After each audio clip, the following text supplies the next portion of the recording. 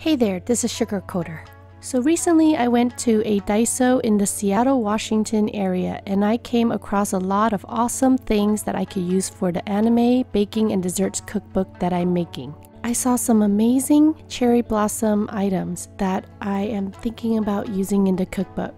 One of the things that I came across that looks really cool is a gift wrap that looks like a newspaper. I also came across a lot of different cloths with interesting patterns on it.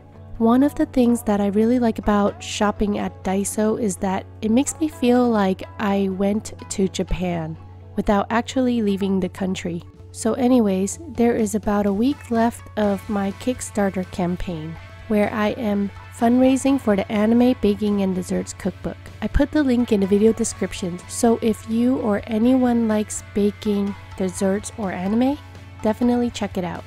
Thank you so much for your support and have a wonderful day.